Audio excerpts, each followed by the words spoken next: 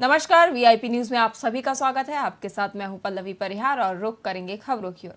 बस्तर परिवहन संघ और जय झाड़ेश्वर परिवहन समिति की ओर से संयुक्त रूप से वाहन भाड़े को लेकर प्रेस वार्ता आयोजित की गई, जिसमें उन्होंने माल भाड़े की समस्याएं और छोटे मझौले ट्राला ट्रक मालिकों की तकलीफों को मीडिया के समक्ष रखा।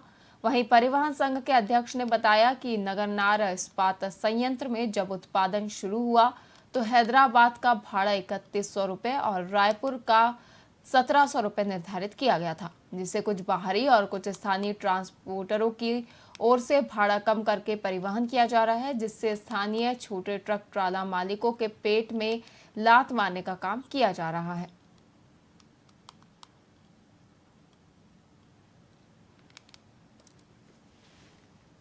परिवहन संघ द्वारा कल प्रेस वार्ता के माध्यम से हमने ये सबको सूचना दी थी कि जो लोकल क्षेत्रीय लोगों का नुकसान हो रहा है, जो क्रमबद्ध हमारी गाड़ियाँ नहीं चल पा रही हैं, सिंगल गाड़ी मालिक पीछे दबे कुचले रह जा रहे हैं, ज़्यादा वाहनों वाले अपनी गाड़ियों को चला रहे हैं। उस ट्रांसपोर्टरों की लड़ाई में क्षेत्रीय लोगों का नुकसान हो रहा है। इन सारे नुकसान को देखते हुए, क्षेत्रीय लोगों की परेशानी को देखते हुए उत्तर परिवहन संघ साथ में जय झाड़ेश्वर समिति संयुक्त होकर एक बैनर तले कल से धरना प्रदर्शन करने जा रहा है। जिला दंडाधिकारी एसपी साहब को दे दिया है। हम अभी आगे जाके जनप्रतिनिधियों को भी सौंप रहे हैं। शांतिपूर्वक हमारा धरना रहेगा। लोकल क्षेत्रीय लोगों की मांगों को, जो हमने रेट की मांग रखी है, जो शुरू से रेट 3100 था वो 1700 आ गया है। हमने लोकल क्षेत्रीय आदमियों सबकी परेशानियों को देखते हुए, जो बस्तर परिवहन संघ शुरू से क्यू सिस्टम पे गाड़ियाँ चलाता है, जिसमें सबको समानता का अधिकार दिया जाए। मेरा काम जलंधर नाम है और इस हिसाब से ज्ञापन देने आए। किस मामले में? कल करना दे रहे क्या चीज को लेकर? गाड़ियाँ जो बाहर चल रही है, जो परिवहन का है, उस परिवहन बाहर की गाड़ियाँ भर रही है, जो रेट अभी चला है तो उस रेट सही गाड़ी मालिक को मिले। और जो पहले 2700 रुपया से जा रहा था, 2100 रुपया से जा रहा था, अभी जो है 1700 रुपया हो गया। कौन गिराया रेट? आप जो है वो कहीं का भी लोग आके अभी भर रहे हैं, क्योंकि वहाँ व्यवस्था नहीं था, अभी व्यवस्थित ढंग से चलेगा। परिवहन संघ द्वारा महासमुंद में खाद्य मंत्री दयाल दास बघेल ने जिला पंचायत के सभा कक्ष में समीक्षा बैठक की। वहीं इस मौके पर उन्होंने विभिन्न योजनाओं के लाभार्थियों को सामग्री और उपकरण बांटे। बता दें कि बैठक में सांसद रूप कुमारी चौधरी, महासमुंद विधायक योगेश्वर राजू सिन्हा सहित कई अन्य अधिकारी भी मौजूद रहे। वहीं मंत्री बघेल ने योजनाओं की प्रगति की समीक्षा की और लाभार्थियों को आवश्यक सहायता प्रदान करने पर जोर दिया।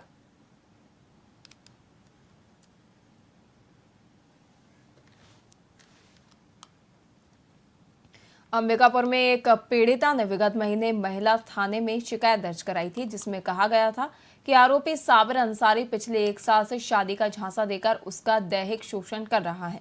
जिसके बाद महिला थाना ने मामला दर्ज कर जांच शुरू कर दी और आरोपी की तलाश में जुट गए। वहीं अब पुलिस ने तकनीकी मदद से पता लगाया कि साबिर राजस्थान में है, जिसके बाद टीम ने वहां जाकर उसे गिरफ्तार किया है, जिसके बाद उसे अंबिकापुर लाया गया और न्यायिक रिमांड पर भेज दिया गया है।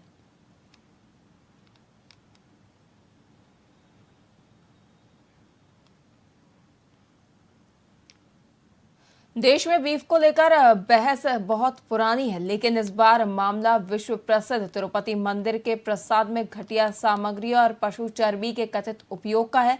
दरअसल सत्तारूढ़ तेलुगु देशम पार्टी ने दावा किया है कि गुजरात स्थित पशुधन प्रयोगशाला ने मिलावट की पुष्टि की है।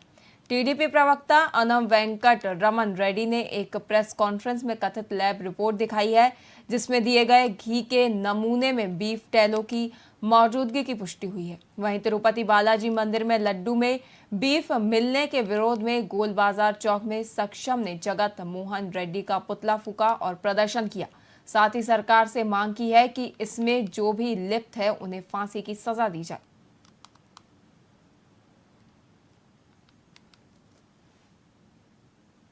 तेलुगु देशम पार्टी के जो अध्यक्ष हैं चंद्रबाबू नायडू और आंध्र प्रदेश का जो सीएम है, उन्होंने कल एक पूर्ववर्ती सरकार थी उनके ऊपर आरोप लगाया था कि उन्होंने जो विश्व प्रसिद्ध मतलब तिरुपति देवस्थानम बोर्ड है और विश्व प्रसिद्ध जो तिरुपति मंदिर है वेंकटेश्वरा का मंदिर है, वहाँ पे जो मुख्य प्रसादम मिलता है लड्डू, उसमें गाय की चर्बी और अन्य जानवरों की चर्बी और जो मछली का ऑयल था वो मिला हुआ पाया गया था उस लड्डू में। वो प्रसाद लाखों लोगों में बांटा जाता है। तो ये अगर जानबूझ के किया गया है तो इसके लिए मृत्युदंड से नीचे कोई भी सजा नहीं होनी चाहिए। तो हमने आज ज्ञापन भी दिया है एसपी महोदय के द्वारा प्रधानमंत्री जी को कि जो भी दोषी हैं यहाँ पे, जो धर्म भ्रष्ट करने का इतना बड़ा महापाप किया है लोगों का, लाखों करोड़ों लोगों का, उसके लिए मृत्युदंड से नीचे हमको कुछ भी नहीं चाहिए और हो सके तो सरेआम देना चाहिए फांसी। उससे प्रसाद बनाने में उस तेल का और घी का उपयोग किया गया है, जो कि बहुत बड़ा एक जनहित अपराध है और मुझे लगता है इससे बड़ा पाप कोई नहीं हो सकता, क्योंकि करोड़ों की रास्ता उस मंदिर से जुड़ी हुई है और उस जगह में अगर ऐसा खिलवाड़ किया जा रहा है तो ये समझ से परे। और मुझे लगता है अभी तक इस मामले में हमारे हिंदू भाई चुप क्यों है? अभी तक तो बहुत कुछ कार्रवाई हो जानी चाहिए थी और इसके लिए बहुत कड़ा विरोध दर्ज होना चाहिए। उसी श्रृंखला में हमने आज अपना विरोध प्रकट करते हुए यहाँ पे उनका पुतला दहन किया है और हम उनके मृत्युदंड की मांग करते हैं। साथ में इस कृत्य में जितने लोग भी शामिल थे और जो मौन भी थे उनको भी कड़ी से कड़ी सजा मिलना चाहिए। मुख्यमंत्री विष्णुदेव साय की अध्यक्षता में कैबिनेट की बैठक आयोजित की गई। यह बैठक मंत्रालय महानदी भवन में आयोजित की गई। बताया जा रहा है कि इस बैठक में कई मुद्दों पर चर्चा हो सकती है। आने वाले राज्योत्सव को लेकर भी इस बैठक में मंथन किया जाएगा और साथ ही कई फैसलों पर भी मुहर लगने की संभावना जताई गई है। इस बैठक में कर्मचारियों की भी निगाहें टिकी हुई है, क्योंकि कई दिनों से लगातार डीए बढ़ाने की मांग की जा रही थी। वहीं संभावना जताई जा रही है कि कैबिनेट में डीए पर भी मंथन किया जा सकता है।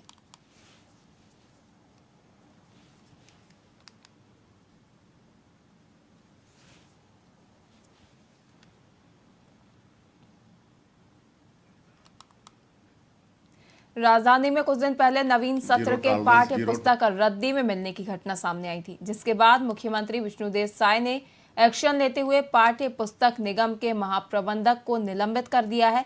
मुख्यमंत्री ने अधिकारियों की ओर से पुस्तक को लापरवाही पूर्वक रद्दी बनाने की घटना पर तत्काल संज्ञान लिया है। मामले को लेकर सीएम साय का एक बयान भी सामने आया है, जहां जीरो टॉलरेंस को लेकर उन्होंने कहा कि भ्रष्टाचार पर जीरो टॉलरेंस की नीति से हमारी सरकार काम कर रही है। सुशासन की सरकार भ्रष्टाचार बिल्कुल भी बर्दाश्त नहीं करेगी। सुशासन के ध्येय से भ्रष्टाचार के सभी अवसर को खत्म करना हमारी प्राथमिकता है। जीरो टॉलरेंस के लिए हमारी सरकार प्रतिबद्ध है और आप लोग देख भी रहे हैं कि लगातार मतलब कहीं पर गलती हो रही है और जांच में सही पाए जा रहे हैं तो उनके ऊपर कार्रवाई हो रही है। पिछले दिनों पाठ्य पुस्तक की किताबें कबाड़ में मिली थी।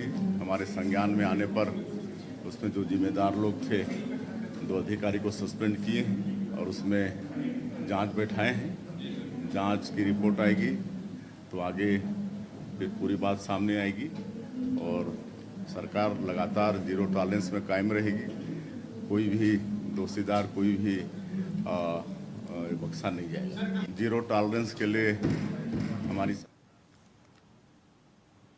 मुख्यमंत्री विष्णुदेव साय का वन नेशन वन इलेक्शन को लेकर बयान सामने आया है, जिसमें उन्होंने कहा कि मैं एक देश एक चुनाव के प्रस्ताव को केंद्रीय मंत्रिमंडल की ओर से मिली स्वीकृति का स्वागत करता हूं और निश्चित ही इससे समय और धन दोनों की बचत होगी। इसके लिए मैं देश के प्रधानमंत्री नरेंद्र मोदी का सहृदय आभार व्यक्त करता हूं। साथ ही उन्होंने कहा कि यह सिर्फ एक चुनावी सुधार नहीं है, बल्कि भारत को एक मजबूत लोकतंत्र बनाने में भी सहायता प्रदान करेगा। मैं केंद्र सरकार द्वारा लिए गए एक देश एक चुनाव के इस ऐतिहासिक निर्णय का हृदय से स्वागत करता हूं। यशस्वी प्रधानमंत्री श्री नरेंद्र मोदी जी के दूरदर्शी नेतृत्व में लिया गया यह निर्णय देश के लोकतांत्रिक ढांचे को और अधिक मजबूत करेगा। यह सिर्फ एक चुनावी सुधार नहीं है, बल्कि भारत को महान लोकतंत्र बनाने की दिशा में भी एक निर्णायक कदम होगा।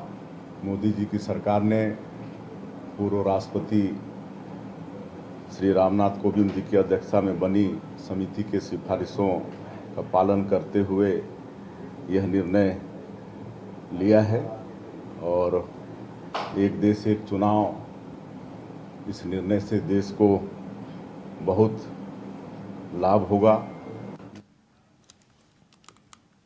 मुख्यमंत्री विष्णुदेव साय भारतीय उद्योग परिसंघ की ओर से राजधानी रायपुर के दीनदयाल उपाध्याय ऑडिटोरियम में आयोजित युवा उत्सव 3.0 कार्यक्रम में शामिल हुए। वहीं इस दौरान कार्यक्रम को संबोधित करते हुए उन्होंने कहा कि प्रधानमंत्री नरेंद्र मोदी ने आत्मनिर्भर भारत का नारा दिया है और वे हमेशा कहते हैं कि युवाओं को जॉब गिवर बनना चाहिए, न कि जॉब सीकर। निश्चित रूप से विकसित भारत बनाने की सबसे बड़ी जिम्मेदारी युवाओं पर है और इस लक्ष्य को पाने में छत्तीसगढ़ की युवा शक्ति की महत्वपूर्ण भूमिका है।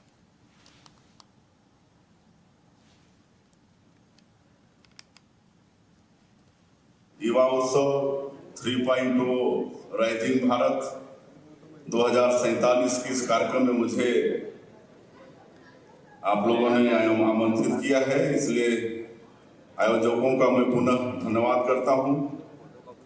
युवाओं के लिए, युवाओं द्वारा भारत के भविष्य को लेकर यह आयोजन अपने आप में अभिनव है। इस शानदार आयोजन के लिए आप सभी साधुवाद के पात्र हैं। भारतीय उद्योग परिसंघ और इसके साथ जुड़ी युवाओं की संस्था यंग इंडियंस हमेशा से ही हमारे देश प्रदेश में औद्योगिक नीतियों के सुचारू संचालन के साथ सामाजिक उत्तरदायित्वों के तहत काम करती रही है। मैं आपके इस आयोजन को लेकर इसलिए भी ज्यादा अभिभूत हूं क्योंकि आपने देश के यशस्वी प्रधानमंत्री श्री नरेंद्र मोदी जी के विकसित भारत 2047 की थीम को ही अपने आयोजन की थीम बनाया है। आपके अलग अलग विषयों को लेकर पैनल डिस्कशन होंगे जिसमें युवाओं के लिए उद्यम में अवसर पर बात होगी। मुझे इस बात की खुशी हो रही है कि CII और यंग इंडियंस के द्वारा हमारे वर्तमान और भावी पीढ़ी को युवाओं को सफल उद्यमी बनाने के लिए प्रेरित किया जा रहा है। युवा उत्सव 3.0 राइजिंग भारत। अमेरिका के अध्ययन प्रवास के बाद उप मुख्यमंत्री अरुण साव रायपुर पहुंचे, जहां राजधानी वापसी पर स्वामी विवेकानंद विमानतल पर उनका भव्य और आत्मीय स्वागत किया गया। उप मुख्यमंत्री साव ने बताया कि अमेरिका के अपनी अध्ययन यात्रा के दौरान उन्होंने 5 प्रमुख शहरों का भ्रमण कर सड़क निर्माण और सड़कों के रखरखाव की तकनीक, जिसमें AI के उपयोग और पुलियों के निर्माण को लेकर तकनीकी विशेषज्ञों से चर्चा की गई। उन्होंने लोक निर्माण विभाग के सचिव डॉक्टर कमलप्रीत सिंह के साथ अमेरिका के बड़े बड़े शहरों में निर्माण कार्यों में प्रयुक्त होने वाली तकनीकों का अध्ययन किया। वहीं साव ने अमेरिका में निर्माण स्थलों और ग्रीनफील्ड रूट का भी अवलोकन किया।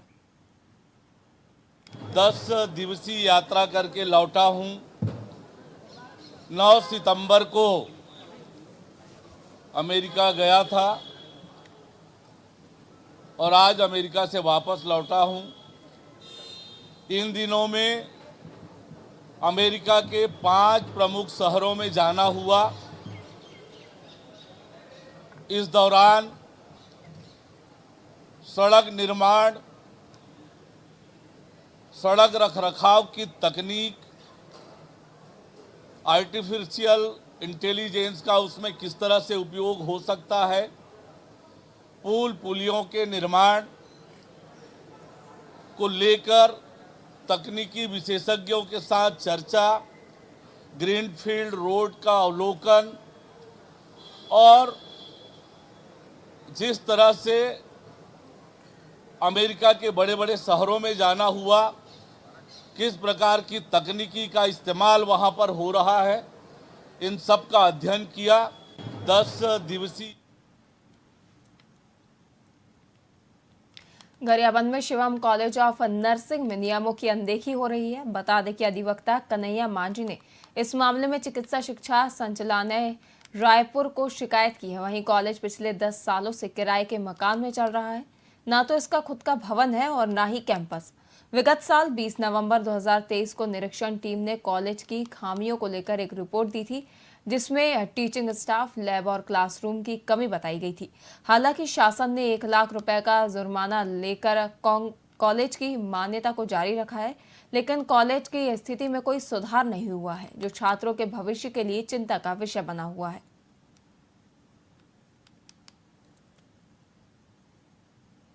कॉलेज ऑफ नर्सिंग कॉलेज जो गरियाबंद में संचालित है, उसका शिकायत मैंने संचालनालय में किया है।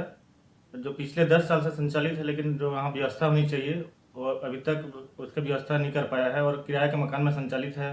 गरियाबंद के बीचों बीच शहर में संचालित हो रही है, जिससे वहाँ दुर्घटना की आशंका ही बनी हुई है। और जो फर्स्ट ईयर, सेकेंड ईयर और फोर्थ ईयर तक वहाँ क्लास है, जो लगना चाहिए वहाँ पर व्यवस्था हो ही नहीं पा रही है। और जो प्रैक्टिकल के लिए भी लैब होना चाहिए वो भी नहीं है। सर, हमारी इंस्पेक्शन की गई थी, फिर से दोबारा हमने अप्लाई किया था। उसके बाद उस इंस्पेक्शन के आधार पे उन्होंने फिर सारी क्वेरी अपनी फुलफिल करने के बाद हमसे एक एफिडेविट लिया, जिसमें ये हमसे बस सशर्त लिखवाया गया है कि आप साल से 1.5 साल के अंदर अपनी स्वयं की बिल्डिंग बना करके वहाँ कॉलेज को संचालित करना शुरू करें। बस्तर के नए कलेक्टर हरीश एस ने पत्रकारों से मुलाकात की। वहीं इस मौके पर उन्होंने जिले के सभी लंबित मामलों को जल्द ही पूरा करने की बात कही। बता दें कि कलेक्टर ने बस्तर दशहरा को इस बार भव्य तरीके से मनाने का वादा किया है। इसी के साथ उन्होंने रेलवे, एयरपोर्ट सहित स्वास्थ्य और शिक्षा व्यवस्था पर ध्यान देने के निर्देश भी जारी किए हैं।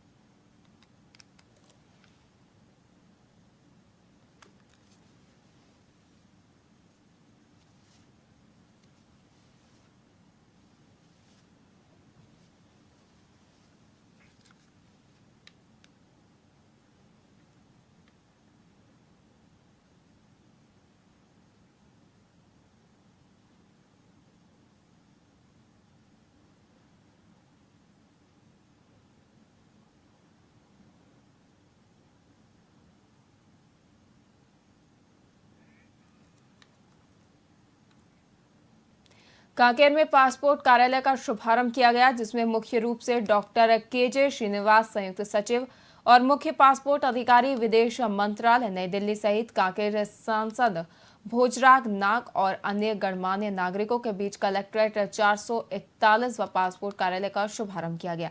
बता दें कि कांकेर में पासपोर्ट कार्यालय खुलने से बस्तर और कांकेर क्षेत्र के लोगों में खुशी की लहर नजर आ रही है। वहीं अब क्षेत्र के लोगों को रायपुर पासपोर्ट बनवाने के लिए नहीं जाना पड़ेगा। अब जिसको भी पासपोर्ट बनवाना है वह जिला मुख्यालय में आकर पासपोर्ट कार्यालय में आवेदन कर पासपोर्ट बनवा सकते हैं।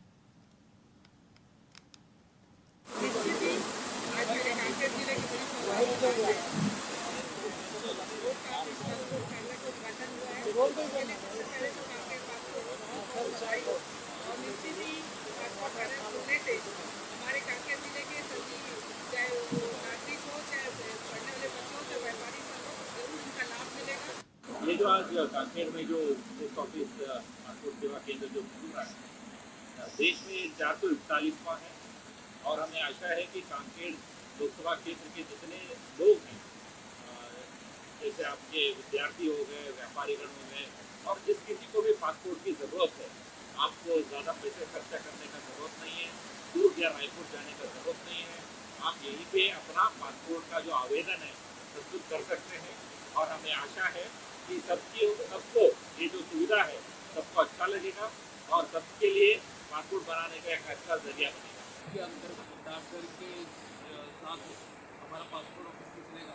उत्तरांचल के क्षेत्र के बहुत सारे बच्चे विदेशों में पढ़ाई के लिए भी जाते हैं। कांकेर क्षेत्र के बहुत सारे बच्चे विदेशों में नौकरी करने के लिए, जॉब के लिए भी जाते रहते हैं तथा सैलानी भी आजकल बाहर के देशों में घूमने जाते हैं। हमारे कांकेर के उत्तरांचल क्षेत्र के लिए ये मुझे लगता है कि बहुत अच्छी बात है कि हमारे यहाँ पासपोर्ट ऑफिस खुला है। अब जो पहले सबको रायपुर जाके जो काम करने पड़ते थे, अब वो कांकेर में हो गया है। कांकेर में पासपोर्ट कार्यालय का शुभारंभ हो गया है। निश्चित रूप से कांकेर क्षेत्रवासियों के लिए बहुत बड़ा एक सौगात है, तोहफा है परम आदरणीय नरेंद्र मोदी जी के द्वारा। और इस क्षेत्र के जो पढ़ने वाले बच्चे हैं, चाहे यहाँ के व्यापारीगण हैं, चाहे यहाँ स्वास्थ्य सुविधाओं के लिए विदेश में भी लोग जा सकेंगे, ये हमारे क्षेत्र के लिए बहुत बड़ी उपलब्धि है। छत्तीसगढ़ के एक युवक को मेरठ में उस समय अगवा कर लिया गया जब वह अपने भाई के साथ हरिद्वार में काम करने जा रहा था। वहीं युवक का कहना है कि मेरठ रेलवे स्टेशन के पास 4-5 लोगों ने उसे जबरदस्ती ट्रेन से उतार कर ले गए और साथ ही घटना को लेकर युवक ने मुख्यमंत्री विष्णुदेव साय से वीडियो के माध्यम से मदद की गुहार लगाई है।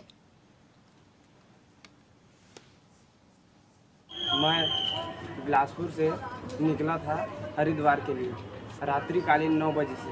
वहाँ पर हम लोग मेरठ में पहुँचे। मेरठ में मेरे साथ अज्ञात 4 से 5 लोग पहुँचने में मेरे जगह वहाँ पर जस्ट मतलब 20 किलोमीटर के अगले स्टेशन सकौती स्टेशन पे वहाँ पर मेरे छोटे भाई को उतार लिया गया।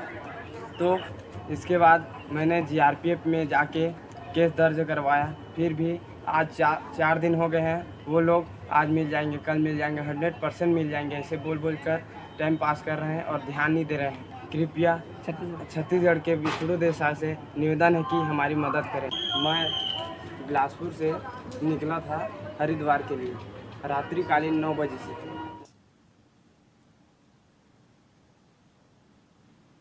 खबरों में फिलहाल के लिए इतना ही। देखते रहिए VIP न्यूज़। नमस्कार।